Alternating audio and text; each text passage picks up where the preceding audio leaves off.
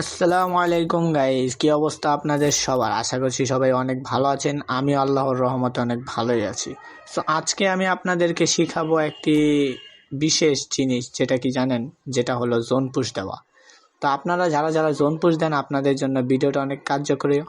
So আজকে আমি আপনাদেরকে শিখাবো কিভাবে জোন পুশ দেয়। সো জোন পুশ দেওয়ার জন্য প্রথমত আপনাদের ক্যারেক্টার, সো ক্যারেক্টার কম্বো হলো এই ক্যারেক্টারগুলো। ডিপ্রেশন এই ক্যারেক্টারগুলো হলেই তুমি সুন্দর মতন জোন পুশ দিতে পারবা। সো আমি এখন বলতে চাচ্ছি যে আপনারা যারা যারা ভাবতেছেন যে ভাই এইখানে দৌড়ের ক্যারেক্টারের কাজ কি, দৌড়ের ক্যারেক্টারের কাজ হলো এটাই যে যখন তোমার সামনে এনিমি এসে পড়বে, তুমি যদি দৌড় দিয়ে ভাগতে পারো, যেরকম আমি ভাগি। সো বেশি কথা না বেরিয়ে চলো ম্যাচটা শুরু করা যাক। তো চলিয়ে শুরু করতে হ্যাঁ। সো ম্যাচের ভিতরে আসার পরে আমরা প্লেনের ভিতর ছিলাম, কিন্তু গাড়ি না আমাদের পছন্দ করে নাই, যে কারণে আমাদের প্লেনের বাইরে আবারও ফেলে দিয়েছে। সো সেটা বড় কথা না, বড় কথা হলো এটাই যে আমরা নিচে নামার পরে কি একটা গাড়ি পাবো। সো নিচে নামার পরে আমরা দেখতে পাচ্ছি নিচে একটা গাড়ি আছে, গাড়িটা আমরা নিতে যাচ্ছি। সো গাড়িটা নেওয়ার জন্য আগে বাড়ার চেষ্টা। এ ভাই দিয়ে যা ভাই। তো জোন পুশ দেওয়ার জন্য নামছিলাম, কিন্তু কি করার ভাই, আমার সাথেও পড়ে গেছে আরেকটা জোন পুশার, সে আমার মতন গাড়ি নেওয়ার জন্য দৌড় দিচ্ছে। তো এখন কি করার, হাতে গাড়ি পাই নাই, তাই আগে যাচ্ছি দূরে যত দূর যাওয়া যায়। তো আগে যাওয়ার সময় আমরা এখন কি করুম চিন্তা করতেছি, তো ভাবতেছি হয়তো সামনে গিয়ে একটা গাড়ি পাবো। তো পরে চিন্তা করলাম একটু লুট করে লঞ্চ প্যাডটা ধরে একটু দূরে কোথাও চলে যাই যেখানে গাড়ি আছে।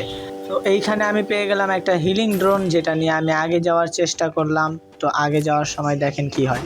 হাই কেডা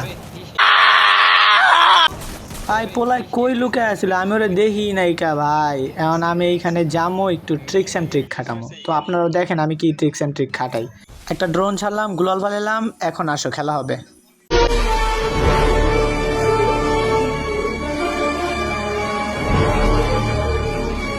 অনেকক্ষণ যাবত অপেক্ষা করার পর এসে পড়েছে বান্দা। হ্যাঁ, এখন ওকে কি করব জানেন, ওকে আমরা মারবো।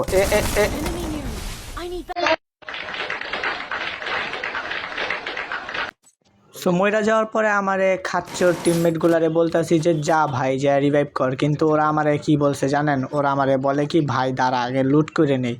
সো তারা এখন লুট করতে ব্যস্ত, কিল করতে ব্যস্ত, কিন্তু আমি যে মারা গেছি আমাকে রিভাইভ দিতে কেউ ব্যস্ত না। তো আমি যখন মারা গেছি, আমি মারা যাওয়ার পরে ওরা আমার জিজ্ঞেস করতেছে যে এনিমির হাতে মারা খাওয়ার পরে তোর অনুভূতিটা কীরকম। উঠলাম, আমার যেমন আমার পুরা মাথাটা গোলা হয়ে গেল, চোখ মুখে আমি কিছু দেখি না। সো সেটা বড় কথা না, বড় কথা হলো এটাই যে দীর্ঘক্ষণ অপেক্ষা করার পরে আমি আমার খাচ্চর টিমমেটদের হাতে আমি রিভাইভ পেয়ে গেলাম। তো রিভাইভ পাওয়ার পরে আমি এখন যাচ্ছি নিচে, ওই যে গাড়িটা দেখতে পাচ্ছ না, হ্যাঁ ওই গাড়িটাই নিতে যাচ্ছি। সো নিচে যাওয়ার পরে আমরা এখন গাড়িটা নেওয়ার আগে চিন্তা করলাম যে ঘরের ভিতরে দেখি কিছু লুট টুট পাওয়া যায় নাকি। সো ঘরের ভিতরে যেই ঢুকলাম, লুট করতেছি, এর ভিতরে আমরা একটা এনিমির ফুটস্টেপ পাইছি যে গাড়ি নিয়ে আসছে। সো মারার আগে আমরা এই ভাই কি রে কি